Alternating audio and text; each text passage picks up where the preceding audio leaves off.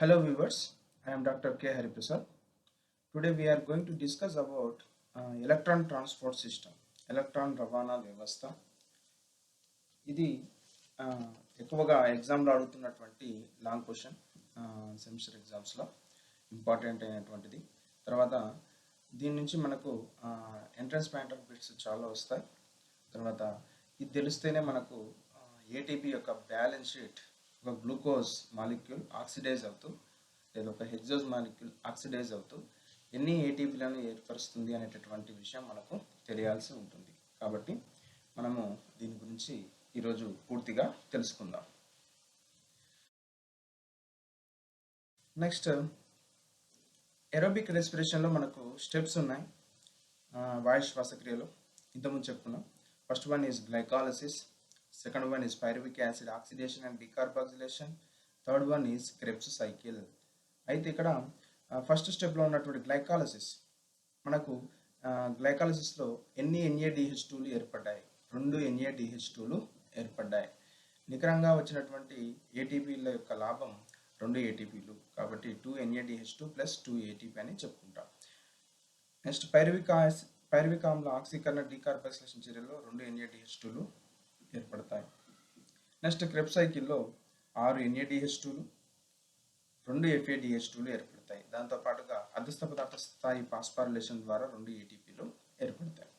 అయితే ఇక్కడ మనం తెలుసుకోవాల్సింది, ఏరోబిక్ రెస్పిరేషన్లో మొత్తము ఎన్ని ఎలక్ట్రాన్ జతలు ఏర్పడతాయి అని అంటే 2 + 2 4, 4 + 6 10, 10 + 2 12, మొత్తం 12 ఎలక్ట్రాన్ జతలు ఏర్పడడాన్ని మనం గమనిస్తాం.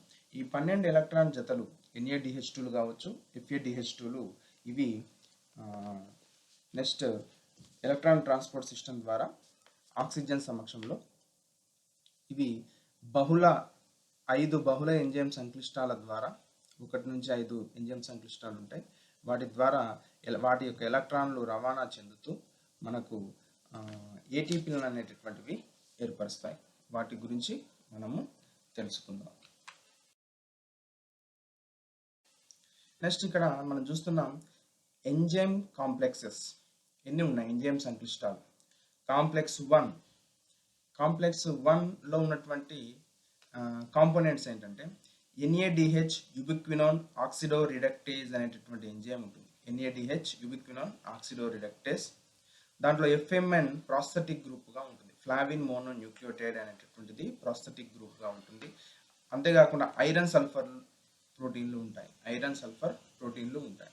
ఈ NADH నుండి, ఈ కాంప్లెక్స్ 1 నుంచి NADH2 నుంచి ఎలక్ట్రాన్లు యుబిక్వినోన్కి రవాణా చేయబడతాయి. నెక్స్ట్, కాంప్లెక్స్ 2, ఈ ఎంజైమ్ సంక్లిష్టం 2లో సక్సినేట్ యుబిక్వినోన్ ఆక్సిడో రిడక్టేజ్ అనేటటువంటి ఎంజైమ్ ఉంటుంది. దీంట్లో FAD ప్రాస్థెటిక్ గ్రూప్గా ఉంటుంది. ఫ్లావిన్ అడెనిన్ డైన్యూక్లియోటైడ్ అనేటటువంటి ప్రాస్థెటిక్ గ్రూప్ ఉంటుంది. ఐరన్ సల్ఫర్ ప్రోటీన్లు ఉంటాయి. ఈ complex 2 succinate or succinic acid నుంచి ఎలక్ట్రాన్లను మనకు యుబిక్వినోన్కి రవాణా చేయబడతాయి. ఇక్కడ యుబిక్వినోన్ అని చెప్తున్నాం. ఏంటి యుబిక్వినోన్ అంటే? It's a mobile electron carrier. ఇది ఎలక్ట్రాన్ రవాణా వాహకం. ఇది యుబిక్వినోన్ 1-3 ఎంజైమ్ల మధ్య ఉంటుంది. తర్వాత 2-3 ఎంజైమ్ల మధ్య పనిచేసేటటువంటి చలనశీల వాహకం. ఇది యుబిక్వినోన్ పూల్ని కూడా రన్ చేస్తుంది. నెక్స్ట్, కాంప్లెక్స్ 3, ఇది ఎంజైమ్ సంక్లిష్టం 3, సైటోక్రోమ్ C రిడక్టేజ్ అనేటటువంటి ఎంజైమ్ ఉంటుంది. దీంట్లో cytochrome B and cytochrome C అనే చర్యా కేంద్రకాలు ఉంటాయి. సైటోక్రోమ్ C ఇది కూడా మొబైల్ ఎలక్ట్రాన్ క్యారియర్. ఇది 3 ఎంజైమ్ సంక్లిష్టం 3 తర్వాత 4ల మధ్య రవాణా చెందగలిగేటటువంటి వాహకంగా ఉంటుంది. అంటే ఎలక్ట్రాన్లను తీసుకొని వెళ్ళేటటువంటి వాహకంగా ఉంటుంది. నెక్స్ట్, కాంప్లెక్స్ 4 ఎంజైమ్ సంక్లిష్టం 4, దీంట్లో సైటోక్రోమ్ C ఆక్సిడేజ్ అనేటటువంటి ఎంజైమ్ ఉంటుంది. దీంట్లో సైటోక్రోమ్ A అండ్ A3 అనేటటువంటి చర్యా కేంద్రకాలు ఉంటాయి, రియాక్షన్ సెంటర్స్ ఉంటాయి. నెక్స్ట్, కాంప్లెక్స్ 5, ఇది ఎంజైమ్ సంక్లిష్టం 5, చివరిది. దీన్ని ATP synthase are F0F1 ATPase అనే ఎంజైమ్గా చెప్తారు. దీంట్లో F0F1 పార్టికల్ అనేటటువంటివి ఉంటాయి. F0 అనేటటువంటిది ప్రోటాన్ ఛానల్గా పనిచేస్తుంది. ఈ F0 నుంచి మనకు ప్రోటాన్లు లేదా హైడ్రోజన్లు అనేటటువంటివి మూవ్ కావడం జరుగుతుంది. ఈ ఇది మైటోకాండ్రియా మాతృక లోపలికి F1 పార్టికల్ అక్కడ ఈ ప్రోటాన్లు మూవ్ అయ్యేటప్పుడు రిలీజ్ అయ్యేటటువంటి ఎనర్జీని వినియోగించుకొని అడినోసిన్ డైఫాస్ఫేట్ ఇనార్గానిక్ ఫాస్ఫేట్తో కలిసి ఏటీపీని ఏర్పరుస్తుంది. ఇది ఎంజైమ్ సంక్లిష్టంల గురించి పూర్తిగా.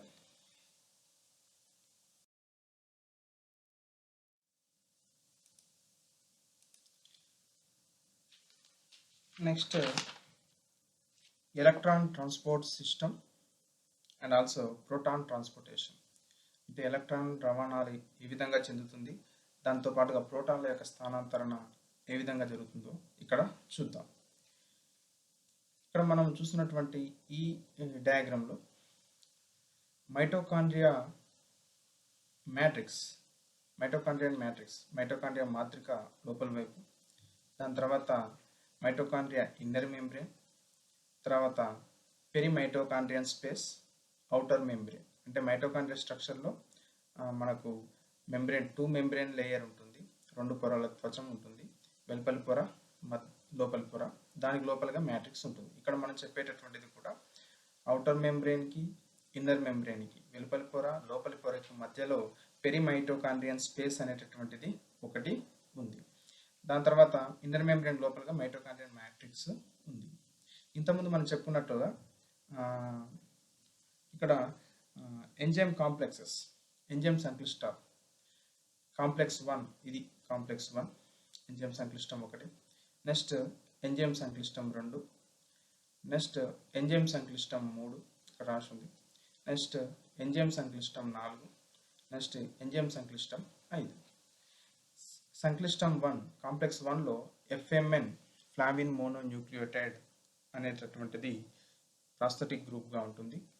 నెక్స్ట్ ఇక్కడ కాంప్లెక్స్ 2లో FAD flavin adenine dinucleotide prosthetic గ్రూప్గా ఉంటుంది.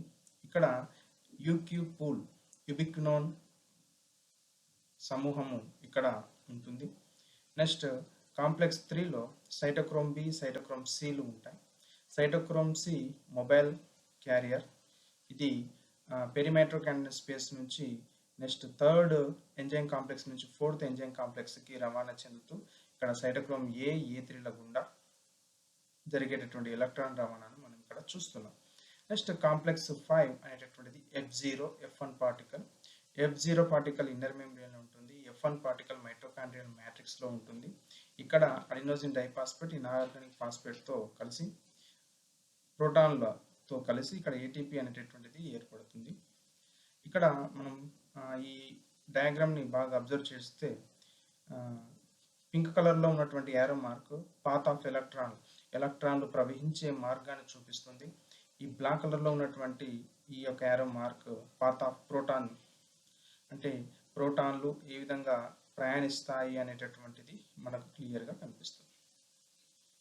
ఓకే, ఇప్పుడు మనం ఎలక్ట్రాన్ ట్రాన్స్పోర్ట్ సిస్టంలో జరిగేటటువంటి రవాణా ఏ విధంగా జరుగుతుందో చూద్దాం. ఇక్కడ మొదటగా మనం గుర్తుపెట్టుకోవాల్సిన అంశం ఏంటంటే NADH2, ఇది క్రెబ్స్ వలయం తర్వాత పైరువిక్ ఆమ్ల ఆక్సీకరణ డీకార్బాక్సిలేషన్ స్టెప్లో ఏర్పడినటువంటి NADH2లు క్రెబ్స్ వలయంలో 6 NADH2లు, పైరువిక్ ఆమ్ల ఆక్సీకరణ డీకార్బాక్సిలేషన్లో 2 NADH2లు, మొత్తం 8 NADH2లు. ఎంజైమ్ సంక్లిష్టం 1 నుంచి ఆక్సీకరణ స్టార్ట్ అవుతుంది. కాబట్టి ఇక్కడ NADH2 ఆక్సీకరణ చెందుతూ NAD+గా మారుతుంది. ఎలక్ట్రాన్లు డైరెక్ట్గా ఇప్పుడు ఇక్కడ మనం చూస్తున్నటువంటిది ఒక NADH రవాణా, అంటే ఒక NADH సంబంధించినటువంటి ఆక్సీకరణను మాత్రమే చూపిస్తున్నాం. 2 ఎలక్ట్రాన్లు FMN మొదటగా స్వీకరిస్తుంది. తర్వాత అదే FMN ఎలక్ట్రాన్లను యుబిక్వినోన్ UQ పూల్కి పంపిస్తుంది. అక్కడ ఉన్నటువంటిది యుబిక్వినోన్ సెమిక్వినోన్ UB సెమిక్వినోన్కి ఎలక్ట్రాన్లను అందజేస్తుంది. అయితే ప్రతి 2 ఎలక్ట్రాన్ల రవాణాకు మైటోకాండ్రియల్ మ్యాట్రిక్స్ నుంచి 4 ప్రోటాన్లు పెరిమైటోకాండ్రియన్ స్పేస్ లోపలికి వెళ్తాయి.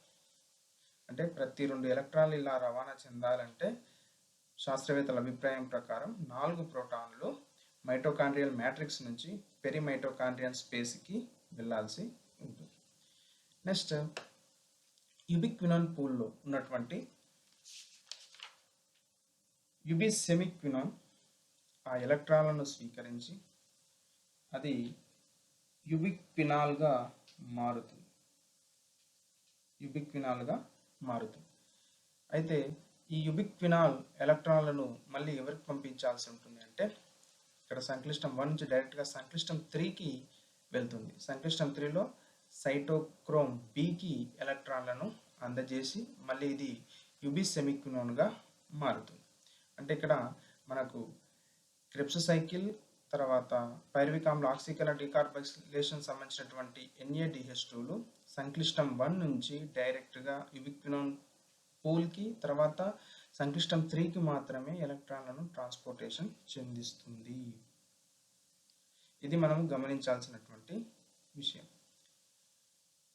ఆ విధంగా ప్రయాణిస్తున్నటువంటి ఎలక్ట్రాన్ల క్రమానికి ప్రతి 2 ఎలక్ట్రాన్ల రవాణాకు కూడా మైటోకాండ్రియల్ మ్యాట్రిక్స్ నుంచి 4 ప్రోటానులు మళ్ళీ పెరిమైటోకాండ్రియన్ స్పేస్ లోపలికి వెళ్తాయి. అంటే యుబిక్వినాన్ పూల్ నుంచి సైటోక్రోమ్ బికి రవాణా చెందేసేటటువంటి ఎలక్ట్రాన్ల రవాణాకు 4 ప్రోటాన్లు పెరిమైటోకాండ్రియన్ స్పేస్ లోపలికి వెళ్తాయి. సైటోక్రోమ్ బి నుంచి ఎలక్ట్రాన్లు సైటోక్రోమ్ సికి రవాణా అవుతాయి. సైటోక్రోమ్ సి అనేటటువంటిది ఇంతకుముందు చెప్పుకున్న మొబైల్ ఎలక్ట్రాన్ క్యారియర్ అనేటటువంటిది. ఇది పెరిమైటోకాండ్రియల్ స్పేస్ నుంచి చలిస్తూ కాంప్లెక్స్ 4 ఎంజైమ్ సంక్లిష్టం 4 వరకు తీసుకొస్తుంది. అక్కడ సైటోక్రోమ్ ఏకు ఎలక్ట్రాన్లను అందజేస్తుంది. నెక్స్ట్ సైటోక్రోమ్ A3కి వస్తుంది. A3 నుంచి ఎలక్ట్రాన్లు డైరెక్ట్గా ఆఫ్ ఆక్సిజన్ను చేరుతాయి, అణు ఆక్సిజన్ను చేరుతాయి. అదేవిధంగా మైటోకాండ్రియల్ మ్యాట్రిక్స్లో ఉన్నటువంటి 2 ప్రోటాన్లతో కలిసి అణు ఆక్సిజన్ ఆ 2 ఎలక్ట్రాన్లతో కలిసి ఒక నీటి అణువును ఏర్పరుస్తుంది.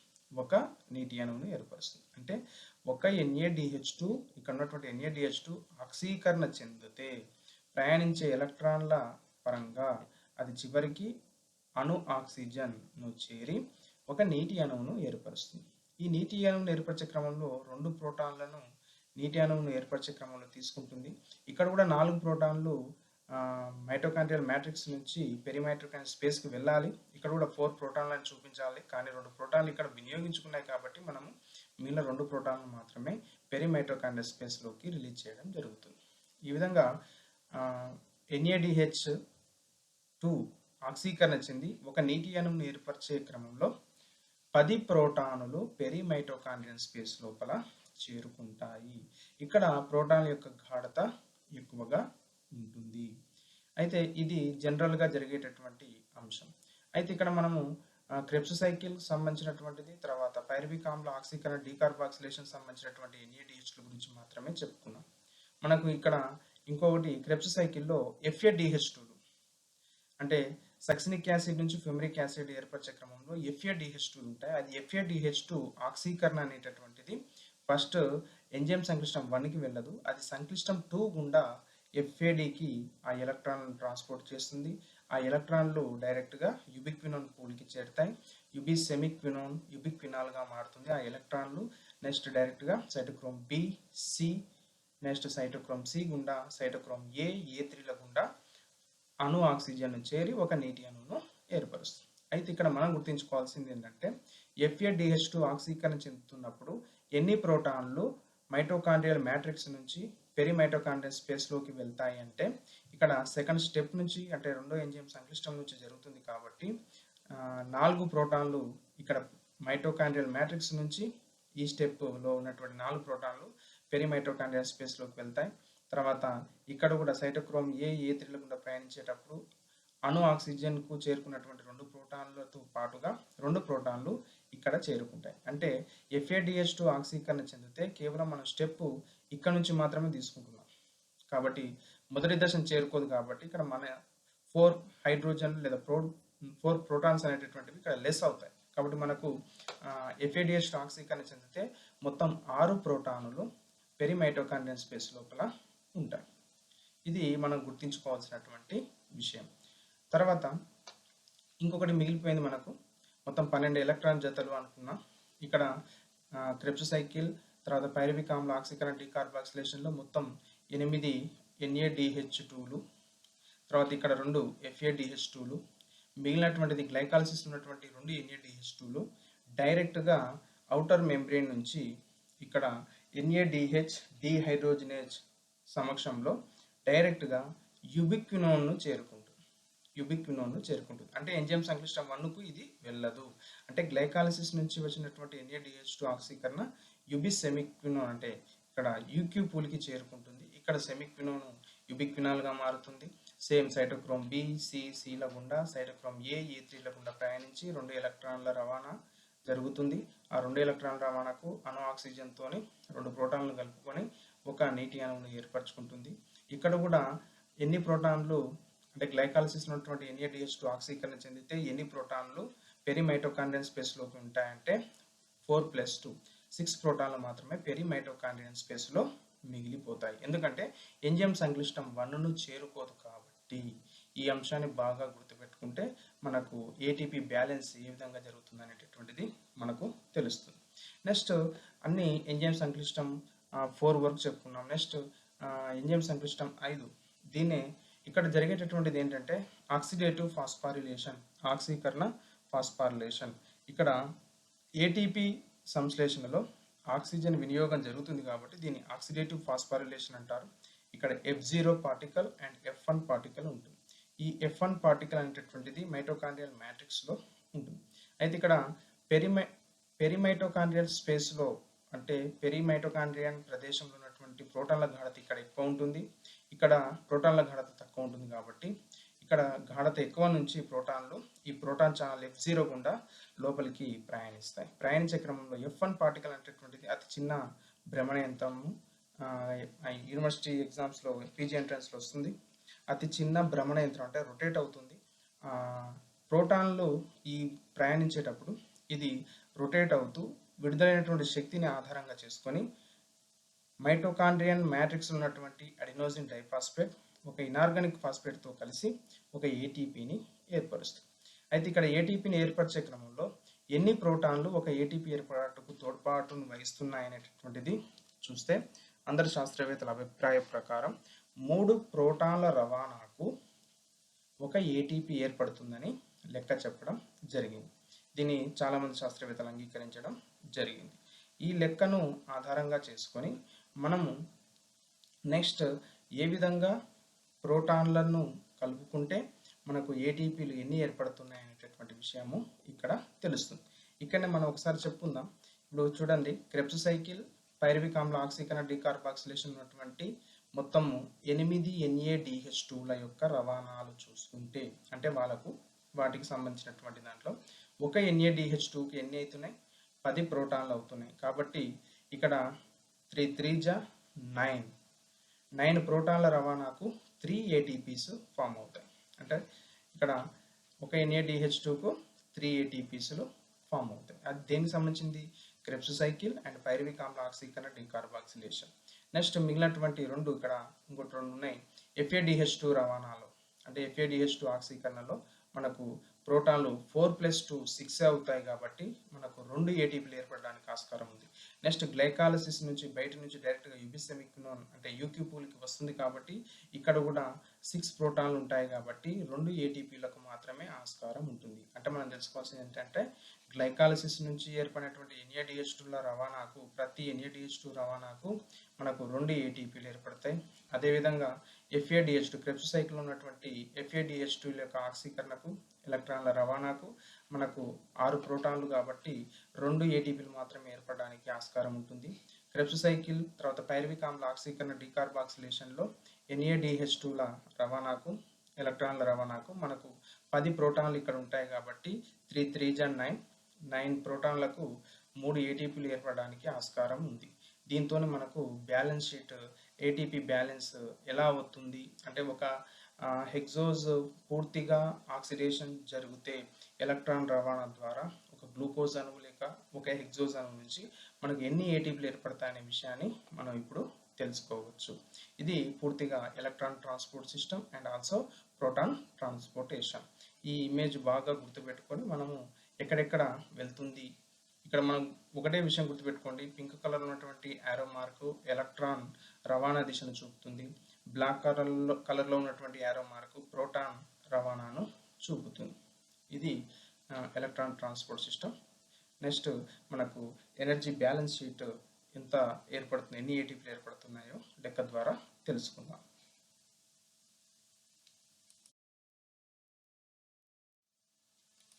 నెక్స్ట్ ఏరోబిక్ రెస్పిరేషన్ యొక్క ఏటీపీ బ్యాలెన్స్ షీట్. వాయు శ్వాసక్రియలో ఏటీపీల యొక్క జమా ఖర్చుల నివేదిక. అంటే ఎన్ని ఏటీపీస్ ఫామ్ అవుతున్నాయి, ఒక హెక్సోజ్ లేదా ఒక గ్లూకోజ్ ఆక్సిడైజ్ అవుతే, ఆక్సీకరణ చెందితే ఎన్ని ఏటీపీలు ఏర్పడుతున్నాయనే విషయం మనకి ఇక్కడ తెలుస్తుంది. First step glycolysis. వాయు సహిత శ్వాసక్రియలో ఫస్ట్ స్టెప్ గ్లైకాలిసిస్. దానికి సంబంధించినటువంటి విషయాన్ని పరిశీలిస్తే సబ్స్ట్రేట్ లెవెల్ ఫాస్ఫారిలేషన్, అధస్థ పదార్థ స్థాయి ఫాస్ఫారిలేషన్ అనేటటువంటిది 7th రియాక్షన్ 10వ రియాక్షన్లో జరుగుతుంది. కాబట్టి అక్కడ అధస్థ పదార్థ స్థాయి ఫాస్ఫారిలేషన్ ద్వారా 2+2 ఏటీపీస్లు మనకు ఏర్పడతాయి. కాబట్టి టోటల్ 4 ఏటీపీస్ అవుతుంది. Next utilized ATPs. ఈ ఏటీపీలను వినియోగించుకున్నటువంటి రియాక్షన్లు, ఉపయోగించుకున్నటువంటి రియాక్షన్లు. First reaction glucose to glucose 6 phosphate, third reaction fructose 6 phosphate to fructose 1,6 bisphosphate. ఇక్కడ 1 1 కాబట్టి మొత్తం టోటల్ 2 ఏటీపీస్ యూటిలైజ్ అవుతాయి, 4 ఏటీపీస్ ఫార్మేషన్ అంటే సింథసిస్ జరుగుతుంది. కాబట్టి నెట్ గెయిన్ ఏమవుతుందంటే 4 - 2 ఏటీపీస్గా మనకు మిగులుతాయి. అదే గ్లైకాలిసిస్ ప్రాసెస్లో NADH2 ఫార్మేషన్ 6th రియాక్షన్లో జరుగుతుంది. గ్లిజరాల్డిహైడ్ 3 ఫాస్ఫేట్ నుంచి 1,3 బిస్ PGA ఏర్పడడానికి NADH2 ఏర్పడుతుంది.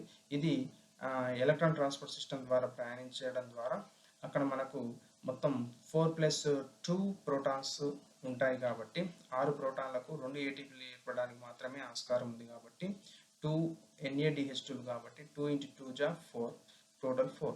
కాబట్టి గ్లైకాలిసిస్లో మనకి ఎగ్జామ్లో ఎంట్రెన్స్లో అడుగుతాడు ఖచ్చితంగా ఈ క్వశ్చన్లు, పీజీ కావచ్చు, బీఈడీ ఎంట్రెన్స్లో. ఇది ఇంపార్టెంట్, ఎందుకంటే 2 3 అని రాసుకుంటారు చాలామంది. 4+ అంటే పెరిమీటర్ కండెంట్ ప్లేస్లో ఉన్నటువంటి ప్రోటాన్లు 4+4+2 అని రాసుకుంటాము. అది తప్పు అవుతుంది. మనకు గ్లైకాలిసిస్లో NADH2 డైరెక్ట్గా యుబిక్వినోన్ పూల్కి డైరెక్ట్గా బయట నుంచి వచ్చి చేరుతుంది. కాబట్టి మనకు 4+2 ప్రోటాన్లు మాత్రం పెరిమీటర్ కండెంట్ స్పేస్లో ఉంటాయి. కాబట్టి 2 ఏటీపీలు ఏర్పడడానికి మాత్రమే అవకాశం. కాబట్టి 2 2 = 4 అవుతుంది. ఇక్కడ టోటల్గా ఇంతకుముందు ఏటీపీలు ఏర్పడినటువంటిది చూస్తే net gain ATPs 2 ATPs plus 4 ATPs, 4+2 6 ATPs grand total. గ్లైకాలిసిస్లో ఏటీపీల సంఖ్య 6 ఏటీపీస్ ఫామ్ అవుతాయి.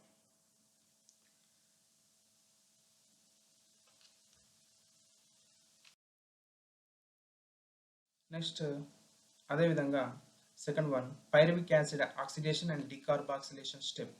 దీంట్లో మనకు 2 NADH2లు ఫామ్ అవుతాయి.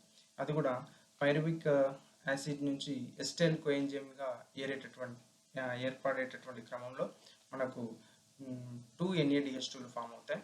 కాబట్టి ఇక్కడ 2 × 3 = 6 ఏటీపీస్ అని బ్యాలెన్స్ షీట్లో చెప్తున్నాం.